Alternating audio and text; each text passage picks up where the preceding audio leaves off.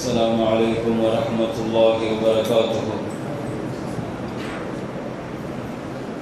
الحمد لله رب العالمين والعاقبة للمتقين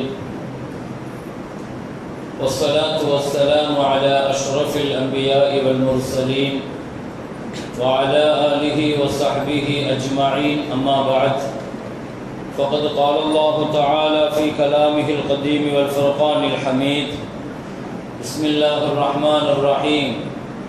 أو كالذي مر على قرية وهي خاوية على عروشها قال أنى يحيي هذه الله بعد موتها فأماته الله 100 عام ثم بعثه قال كم لبثت؟ قال لبثت يوما أو بعض يوم قال بل لبثت 100 عام. قال نبينا محمد رسول الله صلى الله عليه وسلم: إن الله يبعث لهذه الأمة على رأس كل 100 سنة من يجدد لها دينها أو كما قال عليه الصلاة والسلام. அளவற்ற அருளாளன் நிகரில்லா அன்புடையவன் எல்லாம் உள்ள அல்லாஹுவை போற்றி புகழ்ந்தவனாக, உயிரிலும் மேலான கண்மணி முஹம்மது ரசூலுல்லாஹி ஸல்லல்லாஹு அலைஹி வஸல்லம் அவர்கள் மீதும் அவர்களின் பரிசுத்தமான தோழர்கள், குடும்பத்தார்கள், உம்மத்தார்கள் நம் அனைவர்கள் மீதும் அல்லாஹுவின் அன்பும் அருளும் வந்து சேரட்டுமாக. புனிதம் நிறைந்த ரமலானுடைய இந்த முதல் நாள் நிறைவிலே இன்றைய தினம் நாம் செய்த எல்லா அமல்களையும் அல்லாஹ் கபூல் செய்வானாக. அல்லாஹ் நம்முடைய நோன்பை அல்லாஹ் ஏற்றுக்கொள்வானாக. நம்முடைய பகல் வணக்கங்களை அல்லாஹ் கபூல் செய்வானாக. நம்முடைய திலாவத்தை அல்லாஹ் ஏற்றுக்கொள்வானாக. நம்முடைய இரவு வணக்கங்களை அல்லாஹ் கபூல் செய்வானாக. சுன்னத்தான, நஃபிலான, ஃபர்லான நாம் செய்த அனைத்து இபாதத்துகளையும் அல்லாஹ் கபூல் செய்து நிறைவான நல்ல கூலி அல்லாஹ் நமக்கு வழங்கி அருள் புரிவானாக. இன்னும் நிறைய ரமலானுடைய நாட்களில் ஆரோக்கியத்தோடு நிறைய அமல் செய்கிற நல்ல நசீபையும் வாய்ப்பையும் அல்லாஹ் நமக்கெல்லாம் தந்தருள் புரிவானாக. இன்றைய தினம் தராவீஹில் நாம் ஓதிய கேட்ட அனைத்து அருள்மறை இறைவசனங்களின் நிறைவான நல்ல கூலியை அல்லாஹ் நம் அனைவர்களுக்கும் வழங்கி அருள் புரிவானாக. குர்ஆனுடைய அமலை, வாழ்க்கை அல்லாஹ் நமக்கு தந்தருள்வானாக. குர்ஆனுடைய ஷஃபாஅத்தை அல்லாஹ் நமக்கு சொந்தமாக்கி தருவானாக. முஃமினீன்களே, இன்று ஓதப்பட்ட சூரத்துல் பக்ரா சூராவை நாம் இன்றைய தினம் நிறைவு செய்திருக்கிறோம். குர்ஆனில் சூரத்துல் பக்ரா முதல் சூரா. இந்த பக்ரா ஒரு 2.5 ஜுஸு இருக்கும். குர்ஆனுடைய சூறாக்களிலேயே சுமார் ஒரு பெரிய சூறா இந்த சூறா தான். 2.5 ஜுஸுக்கள் கொண்ட இந்த சூரத்துல் பக்ராவிலே குறிப்பாக அல்லாஹ் ஒரு 4 சரித்திரங்களை அல்லாஹ் பல்வேறு இடங்களில் அல்லாஹ் குறிப்பிடுகிறான். பொதுவாக குர்ஆனை பொறுத்தவரையில் சரித்திரங்களை சொல்லுகிற சம்பவ நூல்கள் அல்ல. ஆனாலும் குர்ஆனில் நிறைய வரலாறுகள் பதிவு செய்யப்படும். கடந்த காலத்தினுடைய வரலாறுகள், நபிமார்களுடைய வரலாறுகள், சாலிஹீன்களுடைய வரலாறுகள், நல்லவர்களுடைய வரலாறுகள், பாவிகள், அல்லாஹ்வுக்கு எதிராக நின்றவர்கள், பணத்தால், படைபலத்தால், உடலால், இப்படி உலகத்தின் அல்லாஹ்வின் அருளை பெற்றவர்கள், அவனுக்கு மாறு செய்து அல்லாஹ்வுக்கு எதிராக நின்ற ஃபிரௌன், நம்ரூத், காரூன் போன்ற மிக மோசமான வரலாற்றுக்கு சொந்தக்காரர்களுடைய வரலாறுகளையும் அல்லாஹ் குர்ஆனில் வரலாறாக குறிப்பிடுவான். குர்ஆன் என்பது வரலாற்று நூல் இல்லை என்றாலும் கூட படிப்பினைகளும் பாடங்களும் இந்த உம்மத்திற்கு இருக்குமானால் அது தேவைப்படுகிற பொழுது தேவையான அளவிற்கு தேவையான இடத்திலே மாத்திரம் அல்லாஹ் அந்த வரலாறுகளை குறிப்பிடுவான். அப்படி சூரத்துல் பக்ராவில் அல்லாஹ்வினுடைய பிரம்மாண்டமான அத்தாட்சிகளை, அவன் வல்லமையை, அவன் சக்தியை, அவன் ஆற்றலை வெளிப்படுத்துகிற 4 வரலாறுகளை சூரத்துல் பக்ராவில் மிக முக்கியமாக குறிப்பிடுகிறான். அந்த 4 வரலாறுகளும் மரணித்து விட்டதற்கு பின்னால் உயிராக்குவது சம்பந்தமான அற்புதங்களை அல்லாஹ் இந்த உலகத்தில் நடத்திய வரலாறு. இந்த சூரத்துல் பக்ராங்கிற அந்த மாடுங்கிற சம்பவத்தினுடைய பின்னணியிலேயும் இறந்து போன ஒருவனை அல்லாஹ் உயிராக்குவான். அதே மாதிரி இப்ராஹிம் அலைஹிஸ்ஸலாத்தினுடைய வரலாறை அல்லாஹ் இங்கே குறிப்பிடுகிறான். இறந்து போனவங்களை நீ எப்படி ஹயாத்தாக்குவான்னு அல்லாஹ்ட்ட கேட்டப்போ அல்லாஹ் தஆலா ஒரு 4 பறவையை பிடிச்சி அறுத்து 4ஐயும் 4 மலைகளில் வைங்க, அது எப்படி மறுபடியும் உயிர் பெற்று அந்தந்த உறுப்புகள் அந்தந்த பறவையோடு போய் சேருதுன்னு பாருங்கன்னு அல்லாஹ் சொன்னான். 4 பறவைகளுக்கு அல்லாஹ் உயிர் கொடுத்ததாக இப்படி ஒரு வரலாறை அல்லாஹ் குறிப்பிடுகிறான். மரணத்திற்கு பயந்து ஒரு ஊர் கூட்டமே 70,000 பேர்கள் ஊரை விட்டு வெளியே ஓடிய பொழுது அந்த 70,000 பேர்களையும் அல்லாஹ் மௌத்தாக்கி சும்ம சும்மா அஹ்யாஹும், பிறகு ஹயாத்தாக்கியதாக அல்லாஹ் பனு இஸ்ரவேலர்களில் நடந்த ஒரு அற்புதமான சம்பவம். 70,000 பேர்களை மௌத்தாக்கிட்டு திரும்ப ஹயாத்தாக்கினான். இந்த 3 வரலாறுகளினுடைய பின்னணியில் 4வது ஒரு வரலாறு, அதைத்தான் இன்று நான் ஓதப்படுகிற வசனங்களில் நான் உங்களுக்கு கவனத்திற்கு தர விரும்புகிற அந்த வரலாறு. யாருடைய வரலாறு? இதே மாதிரியே மரணத்திற்கு பின்னால் இந்த உலகத்தில் உயிர் கொடுத்த ஒருவருடைய வரலாறு அல்லாஹ் உயிராக்கினான். உசைர் அலைஹிஸ்ஸலாம் என்று சொல்லுவார்கள். நபி உசைர் அலைஹிஸ்ஸலாம் இவர் ஒரு நபி. இந்த உசைர் அலைஹிஸ்ஸலாத்தினுடைய வரலாற்றை அல்லாஹ் குர்ஆனிலே குறிப்பிடுகிறார். உசைர் நபியினுடைய வரலாறு என்பது பைத்துல் முகத்தஸினுடைய பின்னி பிணைந்தது. உசைர் நபியினுடைய வரலாறு தெரியணும்னா பைத்துல் முகத்தஸினுடைய வரலாறு தெரியணும்.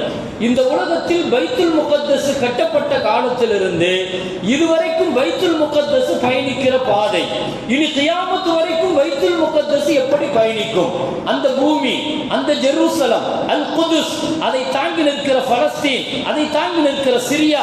எனவே பைத்துல் முகத்தஸின் பாதுகாப்பிற்காக நிற்கிற அந்த பலஸ்தீன போராளிகள், முஜாஹிதீன்கள், இவர்களுடைய வரலாறுகள் என்ன, எதை பாதுகாப்பதற்காக இப்படி உயிரை கொடுக்கிறார்கள், உணர்வை கொடுக்கிறார்கள், இல்லத்தை துறக்கிறார்கள். இவ்வளவு பெரிய முஜாஹிதீன்கள் நாம் வாழும் காலத்தில் இவ்வளவு பெரிய போராளிகளை உலகத்தில், இவ்வளவு உறுதியான போராளிகளை எங்கேயும் பார்த்துவிட முடியாது. அன்றைக்கிலிருந்து இன்றைக்கு வரைக்கும் அவர்கள் அப்படித்தான் இருக்கிறார்கள்.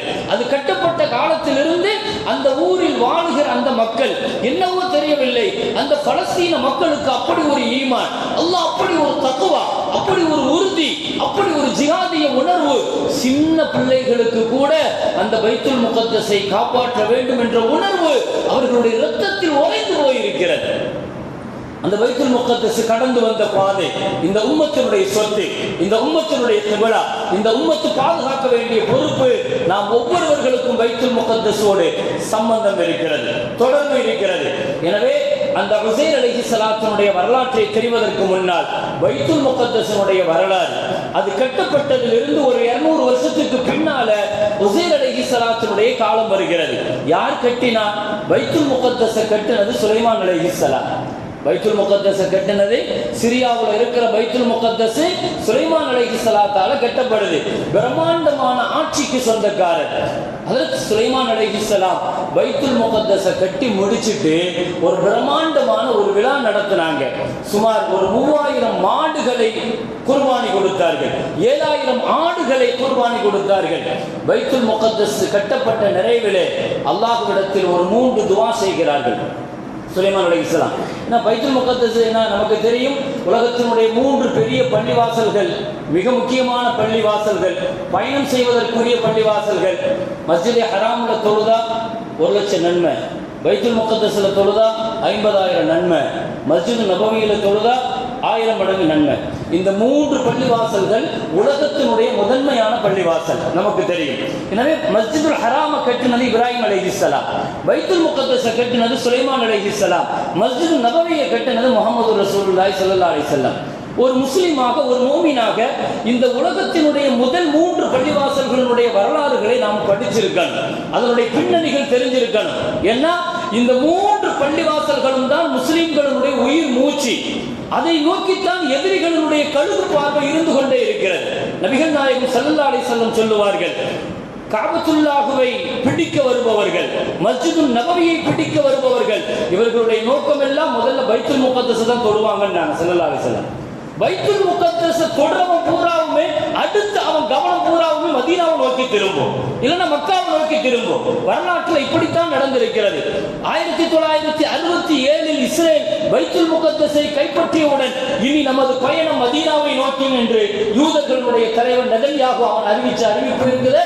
எனவே பைத்துல் முகத்தஸ்ங்கிறது முஸ்லிம்களுடைய வாழ்வாதாரத்தோடு கலந்து ஒன்று. சுலைமான் அலைஹிஸ்ஸலாம் கட்டினாங்க அந்த பைத்துல் முகத்தஸை. கட்டி முடிச்சுட்டு அல்லாஹ்ட்ட 3 துஆ கேட்டாங்க. யா அல்லாஹ், நான் இந்த நேரத்தில் நான் உன்னிடத்துல கேட்கிற முதல் துஆ, நான் எந்த தீர்ப்பு செய்தாலும் ஹுக்குமன் யுசாதிஃபு ஹுக்குமக், அது ஓன் தீர்ப்பாக இருக்கணும். இது முதல் துஆ. இரண்டாவது, ரப்பி ஹப்லி முல்கன் லா யம்பகி லிஅஹதின் மின் பஅதி, எனக்கு நீ தருகிற ஒரு ஆட்சி உலகத்தில் யாருக்கும் கொடுக்காத ஒரு ஆட்சி, எனக்கு அதிகாரத்தை தரணும்னு கேட்டாங்க. அல்லாஹ் இந்த 2ஐயும் கொடுத்தான்.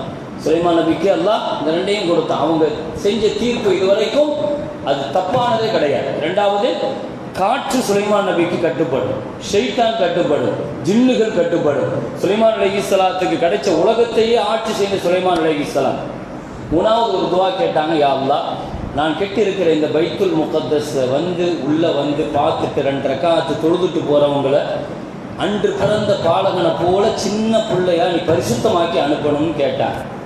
அல்லாஹ் தஆலா அந்த நசீபை நமக்கெல்லாம் தருவானா. வாழ்நாளில் ஒரு தடவையாவது அங்கே போகணும் பெருமக்களே. இன்ஷா அல்லாஹ் நியத்து வைங்க. நான் பைத்துல் முகத்தஸ்ங்கிறது நம்முடைய முதல் கிபிலா, அது நம்முடைய முதல் கிபிலா, நம்முடைய சொத்து அது. அதனால தான் ஸல்லல்லாஹு அலைஹி வஸல்லம் மிஅராஜுக்கு போகும்போது மஸ்ஜிதே ஹராமில் இருந்து போகலை, மஸ்ஜிதே ஹராமில் இருந்து நேர பைத்துல் முகத்தஸுக்கு தான் போனாங்க. நபிமார்களுடைய பூமி அது. எனவே ஸல்லல்லாஹு அலைஹி வஸல்லம் அங்கே போய் அங்கே இருந்து தான் மிஅராஜுக்கு ஏறினாங்க. அப்படியானால் மஸ்ஜிதே ஹராம் எப்படி நமக்கு சொந்தமோ அதே மாதிரி பைத்துல் முகத்தஸும் இந்த உம்மத்திற்கு சொந்தம் பெருமக்களே. எனவே நபிகள் நாயகம் ஸல்லல்லாஹு அலைஹி வஸல்லம் அதை ஆர்வப்படுத்தி பல வார்த்தைகளை சொல்லி இருக்கிறார்கள். எவ்வளவு தூரம் ஒரு மோமினுக்கு அந்த பள்ளி மேல ஈர்ப்பு இருக்கும் அப்படின்னு சொன்னாங்க. மைமூனா ரலியல்லாஹு அன்ஹா கேட்டாங்களாம், அஃப்தினா ஃபீ பைத்துல் முகத்தஸ். ரசூலுல்லாஹி ஸல்லல்லாஹு அலைஹி வஸல்லத்தினுடைய மனைவி, நம்முடைய தாய், முஃமின்களுடைய தாய் மைமூனா அம்மா ரசூலுல்லாஹ்ட்ட கேட்டாங்க, யா ரசூலல்லாஹ், பைத்துல் முகத்தஸை பத்தி என்ன சட்டம் சொல்றீங்கன்னு கேட்டாங்க. ஸல்லல்லாஹு அலைஹி வஸல்லம் அர்துல் மஹ்ஷரி வல் மன்ஷரி, அது கியாமத்தினுடைய பூமி, மஹ்ஷர் பூமி என்று சொன்னாங்க. பைத்துல் முகத்தஸுடைய பூமி என்ன பூமி? நாளை கியாமத்தில் மஹ்ஷர் மைதானம், அல்லாஹ் எல்லாத்தையும் நிறுத்தி வைப்பான் நம்ம சொல்றோம் இல்லையா? அது ஒன்றும் வானத்தில் கிடையாது. மஹ்ஷர் அல்லாஹ்வுடைய கேள்விகளுக்கு வானத்தில் கிடையாது, அது பூமியில தான். அல்லாஹ் குர்ஆன்ல சொல்றான், அல்லாஹ் பூமிக்கு இறங்கி வருவான். 8 மலக்குமார்கள் அல்லாஹ்வின் அர்ஷை சுமந்து வருவார்கள். வயஹ்மிலு அர்ஷ ரப்பிக ஃபௌகஹும் யௌமைதின் ஸமானியா. அந்த கியாமத் நாள் வந்துவிட்டால், அல்லாஹ்வினுடைய விசாரணை வந்துவிட்டால், அந்த விசாரணைக்காக அல்லாஹ் பூமிக்கு வருவான். 8 மலக்குமார்கள் அல்லாஹ்வுடைய அர்ஷை சுமந்து கொண்டு வருவார்கள். அப்ப விசாரணை பூமி எது? மஹ்ஷர் பூமி எது? ஸல்லல்லாஹு அலைஹி வஸல்லம் சொன்னார்கள், அது அந்த பைத்துல் முகத்தஸினுடைய பூமின்னாங்க. அந்த பூமியில தான் மஹ்ஷர் மைதானமே. எனவே அந்த பூமியை ஒரு மூமின் தவிர்க்க முடியாது. ஸல்லல்லாஹு அலைஹி வஸல்லம் இதை சொன்ன பொழுது, யா ரசூலல்லாஹ், அந்த பூமிக்கும் எங்களுக்கும் உள்ள தொடர்பு சொல்லுங்க, வாழ்நாளில் ஒரு தடவை வாய்ப்பு கிடைச்சா போய் தொழுதுட்டு வந்துருங்கன்னு நாங்கள் ஸல்லல்லாஹு அலைஹி வஸல்லம். ஒரு வாய்ப்பு கிடைச்சா போய் தொழுதுட்டு வந்துருங்க, உங்க பாவம் எல்லாம் மன்னிக்கப்படும்னா. அப்ப அந்த அம்மா கேட்டுச்சு, யா ரசூலல்லாஹ், அப்படி ஒரு வாய்ப்பும் நசீபும் கிடைக்கலன்னா நாங்கள் என்ன செய்யறது, கிடைக்காதவங்களுக்குன்னாங்க. அப்போ கூட ஸல்லல்லாஹு அலைஹி வஸல்லம் சொன்னாங்க, உங்களால் பைத்துல் முகத்தஸுக்கு இங்கிருந்து எண்ணெய், ஜெய்தூன் எண்ணெய் கொடுத்து விட முடியுமானால் அங்கே திரி எரிக்கப்படுவதற்கும் விளக்கு எரிக்கப்படுவதற்கும், அது அன்றைக்கு, அதுதான் அன்றைக்கு உள்ள காலகட்டத்தில் ஸல்லல்லாஹு அலைஹி வஸல்லம் சொன்னாங்க. எனவே நீங்க ஜெய்தூன் எண்ணெயை கொடுத்து அனுப்புங்க, உங்களுடன் உள்ள தொடர்பு அப்படியாவது இருக்கட்டும் பைத்துல் முகத்தஸுடன் அப்படின்னு சொன்னாங்க ஸல்லல்லாஹு அலைஹி வஸல்லம். அவ்வளவு தூரம் இந்த உம்மத்துடன் பைத்துல் முகத்தஸ் ரொம்ப நெருக்கமானது. சரி, சுலைமான் அலைஹிஸ்ஸலாம் கட்டப்பட்ட 200 ஆண்டுகளுக்கு பின்னால புஹ்து நஸ்ர் என்ற ஒரு பெரிய அரசன் அவன் அந்த நகரத்திற்குள் நுழைகிறான். ஒரு வரலாறு நம்ம தெரியணும், அது கட்டப்பட்ட காலத்தில் இருந்து நிறைய எதிர்ப்புகளை சந்திச்சிருக்கு. அது இடிக்கப்பட்டிருக்கிறது, அது கொளுத்தப்பட்டிருக்கிறது, எதிரிகளால் ஆக்கிரமிக்கப்பட்டிருக்கிறது. எப்பொழுதெல்லாம் பைத்துல் முகத்தஸை எதிரிகள் ஆக்கிரமிப்பார்களோ அல்லாஹ் உடனே ஒரு டீமை ரெடி பண்ணுவான். நீ போய் அவனை பூரா நீ அடிச்சு விரட்டும்பா. அல்லாஹ் ஜப்பாரின்னு ஒரு ரவுடி கும்பல் பைத்துல் முகத்தஸை கைப்பற்றி உட்கார்ந்திருந்தான். மூசா அலைஹிஸ்ஸலாத்துடைய தலைமையில் அல்லாஹ் சொன்னா 2 லட்சம் பேரை கூட்டிட்டு நீ உள்ள போனா. மூசா அலைஹிஸ்ஸலாத்தை பைத்துல் முகத்தஸ் ஆக்கிரமிச்சு உட்கார்ந்து இருக்கிற அந்த கூட்டத்தை அடிச்சு விரட்டிட்டு நீங்க அந்த பைத்துல் முகத்தஸை நீங்க எடுத்து நிர்வாகம் பண்ணுங்கன்னு அல்லாஹ் சொன்னான். ஒவ்வொரு கட்டத்திலேயும். எனவே பைத்துல் முகத்தஸில் பல காலங்களில் பல்வேறு நெருக்கடிகள் வந்திருக்குது. அப்படி உள்ள நுழைஞ்சவன் தான் இந்த புஹ்து நஸ்ர்னு ஒருத்தன். சரியாக சுலைமான் அலைஹிஸ்ஸலாம் வாழ்ந்து 200 வருஷத்துக்கு பின்னால உலகத்தையே ஆட்சி செஞ்ச மன்னர்கள்ல 4 பேர், அதுல இவனும் ஒருத்தன். அல்லாஹ் 2 காஃபிருக்கு உலகத்தையே ஆட்சியை கொடுத்தான், 2 முஸ்லீமுக்கு அல்லாஹ் உலகத்தையே ஆட்சியை கொடுத்தான். அல்லாஹ் காஃபிர்களுக்கு கொடுத்ததுல இவன் ஒருத்தன். இந்த புஹ்து நஸ்ர்ங்கிற ஒருத்தன் உலகத்தையே ஆட்சி பண்ணான். இன்னொருத்தன் நம்ரூத்னு ஒருத்தன்.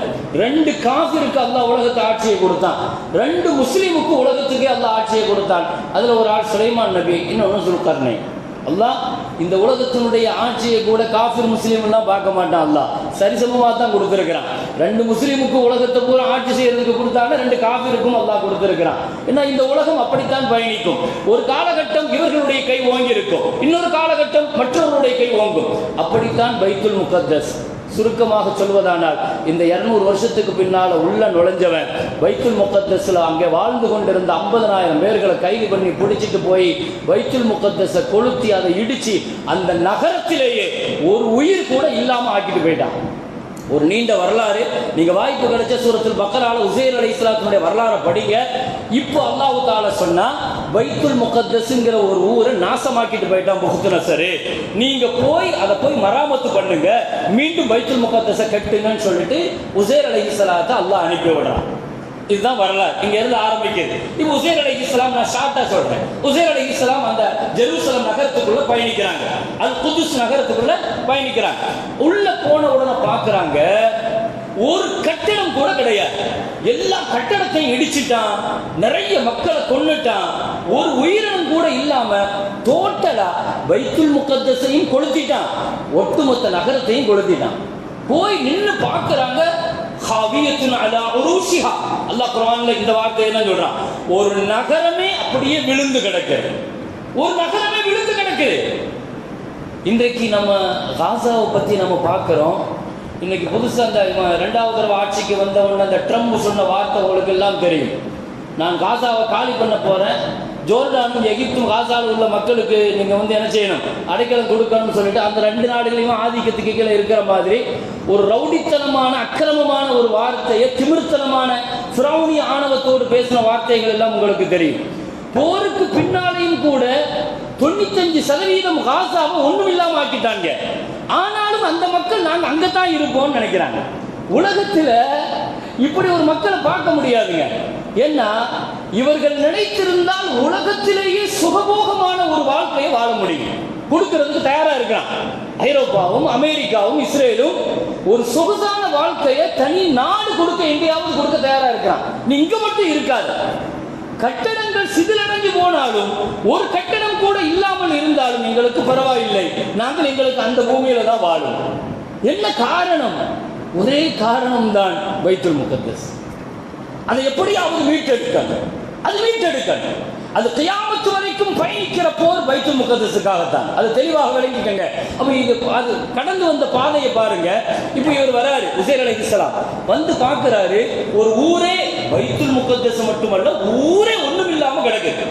ஒரு கட்டடம் கூட எங்க இருந்து பார்த்தா முழுசா தெரியும். ஜஅலஹு தக்கா. இப்ப இவர் அந்த இடத்துல ஒரு 40 வயசு இருக்குங்க. இவர் அன்னா யுஹ்யி ஹாதில்லா, இது இப்படி ஆயிடுச்சு, இனி எங்க இருந்து இந்த ஊரு மறுபடியும் பழைய மாதிரி ஆக போகுது? இவர் அனுப்பி இருக்கிறதே அல்லாஹ் தஆலா ஊரை சரி பண்ணுங்கிறதுக்கும் பைத்துல் முகத்தஸை கட்டுங்கிறதுக்கு தான் அனுப்பி இருக்கிறான். இவர் பார்த்து மனம் நொந்து போய் விரக்தியாகி, இனி எப்படி இந்த ஊரு, ஒண்ணுமே இல்லை, ஒரு உயிர் இல்லை, ஒரு மனுஷன் இல்லை, ஒரு கட்டணம் இல்லை, நிராசையில வெளிப்படுத்தின வார்த்தை அப்படியே வெளிப்படுத்திட்டு போய் படுத்தார். அவ்வளவுதான். அல்லாஹ் சொன்னான் 100 வருஷம் மூத்தாக்கிட்டான். அல்லாஹ் 100 வருஷம் தூங்கிட்டார். எழுந்திருச்சாரு. அல்லாஹ் கேட்டான், கம் லபிஸ்த உசைர், எவ்வளவு நேரம் தூங்கி இருப்பீங்க? லபிஸ்து யௌமன் அவ் வாலயம், நான் காலையில வந்த மாலையில எழுந்திருச்சிருக்கேன்.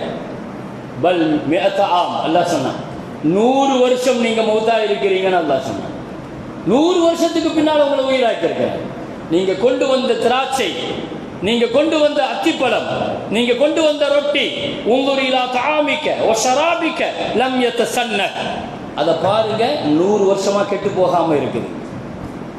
உங்குரிலா ஹிமாரிக்க, நீங்க பயணிச்சு வந்த கோவேரி கழுதையை பாருங்கன்னா அல்லாஹ் அவர் பார்க்கிறாரு. அது அங்கங்கே எலும்புகளாக 100 வருஷம் எப்படி கிடக்கும், அது செத்து போய் அப்படியே மண்ணோடு மண்ணா மக்கி போய் எலும்புகளாக கிடந்துச்சு.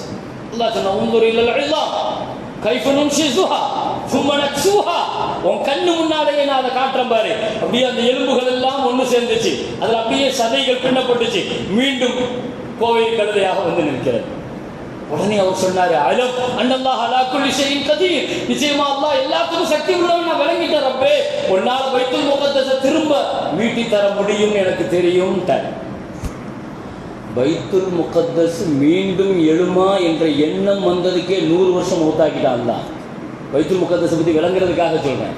தெரியாம இன்னைக்கு யூதர்களும் கிறிஸ்தவர்களும் பைத்துல் முகத்தஸ்ல கை வச்சிருக்கிறாங்க. பைத்துல் முகத்தஸ்ங்கிறது சாதாரணமானது கிடையாது. அது இனிமே மறுபடியும் எழுமான்னு கேட்ட ஒரு நபியை 100 வருஷம் அல்லாஹ் மௌத்தாக்கிட்டான். அல்லாஹ் ஒவ்வொரு கட்டத்திலேயும் அல்லாஹ் பைத்துல் முகத்தஸுக்கு அல்லாஹ் உயிர் கொடுத்தான். வரலாறுகள் ஒவ்வொரு டயத்திலேயும் ஒரு 100 வருஷம் ஏன் மூத்தாக்கணும் தெரியுமா? ஸல்லல்லாஹு அலைஹி வஸல்லம் சொன்னாங்க, இன்னல்லாஹ யபஅஸு லிஹாதிஹில் உம்ம, இந்த உம்மத்துல ஒவ்வொரு நூற்றாண்டிலேயும் ஒரு தலைவரை, ஒரு ஆளுமையை, ஒரு புரட்சியாளரை அல்லாஹ் கொடுப்பான்னு ஸல்லல்லாஹு அலைஹி வஸல்லம். இந்த உம்மத்தினுடைய பாதுகாப்புக்கு என்ன சொன்னாங்க? இனி நபிமார்கள் வரப்போறதில்லை. இந்த உம்மத்துக்கு ஒரு பிரச்சனைன்னா இனி நபிமார்கள் வரமாட்டாங்க. இந்த உம்மத்துக்கு ஒரு நெருக்கடின்னா நபிமார்கள் வரமாட்டாங்க. ஆனா அல்லாஹ் இந்த உம்மத்தை கைவிட மாட்டான். ஒவ்வொரு 100 வருஷத்திலேயும் ஒரு தலைவரை அல்லாஹ் தருவான், ஒரு புரட்சியாளரை அல்லாஹ் தருவான். மயுஜத்திது தீனஹா, ஒவ்வொரு நூற்றாண்டின் துவக்கத்திலேயும் இந்த தீனை உத்வேகத்தோடு புரட்சியோடு கொண்டு போகிற ஒரு தலைமையை அல்லாஹ் தருவான். எனவே இந்த உம்மத்து பயப்பட தேவையில்லை. கியாமத்து வரைக்கும் 100 வருஷத்துக்கு ஒரு தலைவர் வருவான். நான் பெருமக்களே, சுமார் 90 ஆண்டு காலங்கள் கிறிஸ்தவ சிலுவை பிடிக்குள் இருந்த பைத்துல் முகத்தஸ் நமக்கெல்லாம் தெரியும், வரலாறு படித்தவர்களுக்கு தெரியும். 90 வருஷம் சிலுவை வீரர்கள் பைத்துல் முகத்தஸை அது தன் கையில் வச்சிருந்தாங்க. அல்லாஹ் சலாஹுத்தீன் அய்யூபிங்கிற ஒருத்தர் அல்லாஹ் தந்தான். 17 வயசு இளைஞர் பைத்துல் முகத்தஸை மீட்டி கொடுத்தார்.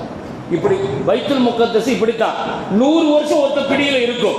ஒரு குஃபிரனுடைய பிடியில இருக்கும், ஒரு காஃபிரனுடைய பிடியில இருக்கும், ஒரு அநியாயக்காரனுடைய பிடியில இருக்கும். ஆனா 100 வருஷம் தான் இருக்கும். ஸல்லல்லாஹு தெளிவா சொல்லிட்டாங்க. ஏன் ஹுசைன் அலைஹிஸ்ஸலாத்துக்கு 100 வருஷம் மௌத்து? 100 வருஷத்துல பைத்துல் முகத்தஸை நான் மாத்தி காட்டுவேன்னு அல்லாஹ் சொன்னான். 100 வருஷம்ங்கிறது இந்த உம்மத்தினுடைய புரட்சிக்கான வயசு.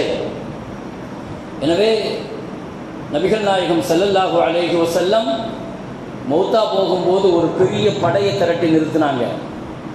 அது பைத்துல் முகத்தஸுக்கு போகிறதுக்காக அந்த புரட்சி படை. அது உசாமாவுடைய தலைமையில் முஹம்மது ஸல்லல்லாஹு அலைஹி வஸல்லம் நிறுத்தின அந்த படை ரசூல் ஸல்லல்லாஹு அலைஹி வஸல்லம் கண்மூடுகிற பொழுது தயாராக நின்ற பைத்துல் முகத்தஸுக்காக போர் செய்வதற்காக, அந்த பூமியை கைப்பற்றுவதற்காக புறப்பட்டு போன படை. சொன்னாங்க, என் ஆசை பைத்துல் முகத்தஸை கைப்பற்றணும் சொல்லிட்டு ஒரு வார்த்தையை சொல்லிட்டு மௌத்தானாங்க. கியாமத்தில் பயணிக்கிற பாதை எது தெரியுமா? என் மௌத்து வந்துட்டுன்னா சொன்னாங்க, என் மௌத்து வந்துட்டுன்னா கியாமத்து நெருங்குதுன்னு விளங்கிக்குங்க. அதை தொடர்ந்து அடுத்து நடக்கிறது பைத்துல் முகத்தஸினுடைய வெற்றின்னாங்க. ஒரு 16 வருஷம் இருக்கும். உமர் ரலியல்லாஹு அன்ஹுடைய ஆட்சியில் முதல்ல முஸ்லீம்களுக்கு பைத்துல் முகத்தஸ் கிடைக்குது. 2 பெரிய தளபதிகள் பைத்துல் முகத்தஸை முற்றுகையிடுறாங்க. யார்? அபூ உபைதா ரலியல்லாஹு, ஹஜ்ரத் அம்ர் இப்னு ஆஸ் ரலியல்லாஹு. இஸ்லாத்திற்கு கிடைத்த மிகப்பெரிய புரட்சியாளர்கள், மிகச்சிறந்த புரட்சியாளர்கள். 2 பேரும் பைத்துல் முகத்தஸை கைப்பற்றி உள்ள நுழைய போகும் பொழுது உள்ள இருந்த பாதிரிகள் சொன்னாங்க, நாங்க உங்களிடத்துல பைத்துல் முகத்தஸினுடைய சாவியை, ஜெருசலத்தினுடைய சாவியை தரமாட்டோம், உங்க அமீருல் மோமினீனை கூப்பிடுங்கன்னா. உஸ்மான் ரலியல்லாஹு சொன்னாங்க, இதுக்காக நீங்க போகணுமா அமீருல் மோமினீனே? வேண்டாம், நம்ம தளபதிகள் அவங்களை கைது பண்ணி கைப்பற்றிடுவாங்கன்னு சொன்னாங்க. இல்ல பைத்துல் முகத்தஸ் நபியினுடைய கனவு, நான் போறேன் சிரியாவுக்குன்னாங்க. அதில் உமர் ரலியல்லாஹு. ஒரு பெரிய வரலாறு இந்த இடத்துல எனக்கு சொல்வது நோக்கம் அல்ல பெருமக்களே. ஆனா பைத்துல் முகத்தஸ் கடந்து வந்த பாதையை நாம விளங்கணுங்கிறதுக்காக சொல்றேன். ஏன்னா கிட்டத்தட்ட இன்னைக்கு யூத பிடிக்குழு 80 வருஷம் பைத்துல் முகத்தஸ் மாட்டி தவிக்கிறது.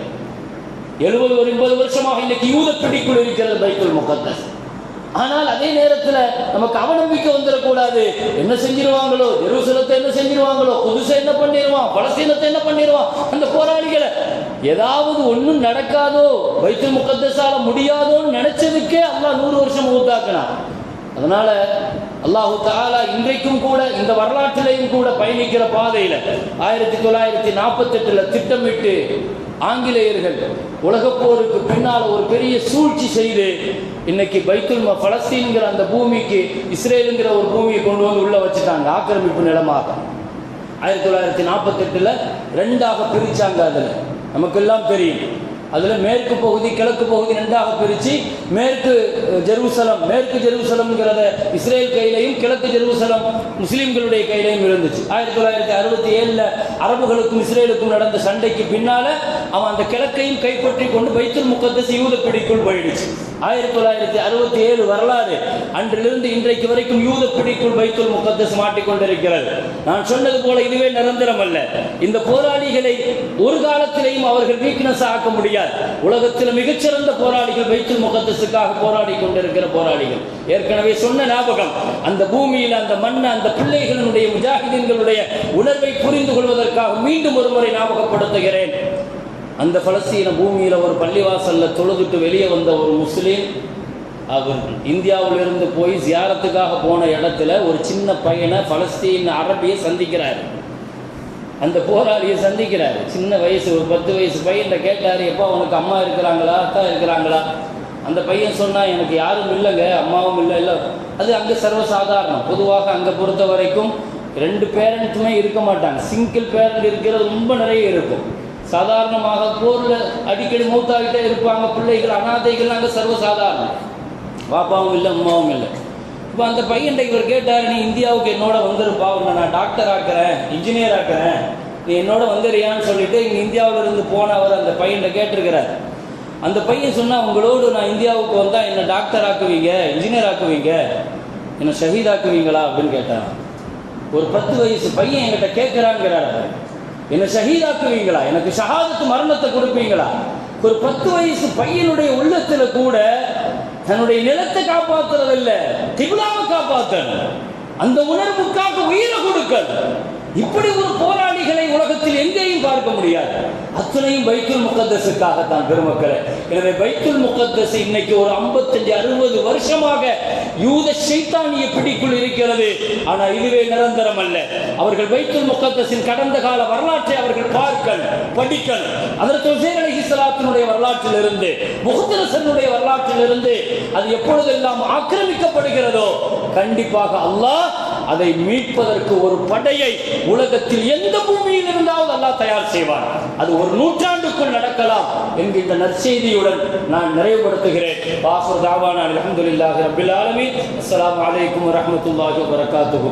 அல்லாஹும்ம தகப்பல் மின்னா ஸலாத்தனா வ ஸியாமனா வ கியாமனா வ ருகூஅனா வ சுஜூதனா வ தலர்ருஅனா வ தஹஷ்ஷுஅனா வ தம்மிம் தக்ஸீர் அமாலினா வ தஜாவுஸ் அன்னா சய்யிஆத்தினா வ தவஃபனா மஅல் அப்ரார். ஸல்லல்லாஹு வஸல்லம் அலா சய்யிதினா முஹம்மதின் وآله وصحبه أجمعين. الحمد لله رب العالمين. صلى الله